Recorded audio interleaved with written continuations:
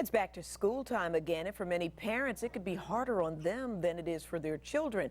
Experts say the beginning of the school year is a perfect time for parents to establish new habits that will help their kids make the most of their time in school.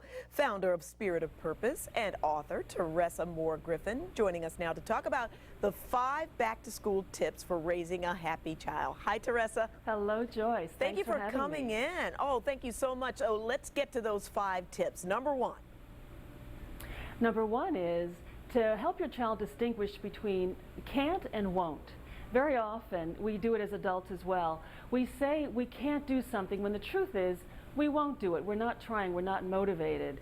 And when we can't do something, we really can learn. And if we're not motivated, we can also find ways to motivate ourselves. And we can motivate our children to learn just as well. Well, how much does fear play into that? And that's one of part 2, tip number 2. Right? Absolutely. So parents oftentimes will have their fears roll over and play a part in their children's lives.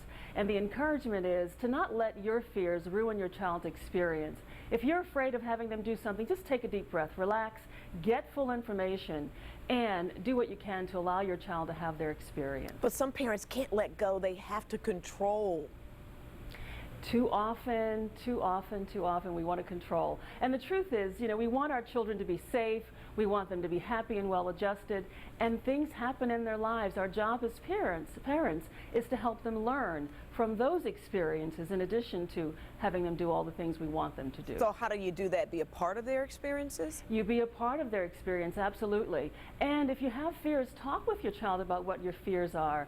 Share with them your concerns and see what they say. Sometimes your concerns are enough to talk them out of it, but at other points they're really well committed and they will stay the course. When that happens, take a deep breath, back up, and let your child have his or her way. Now this one sounds like a tough one. How do you get them talking to you? Because you usually go, hey, how was your day? Fine. The one-word answer, absolutely, and that is a tough one. One of the things you can do is set up the conversation as the child is leaving for school in the morning.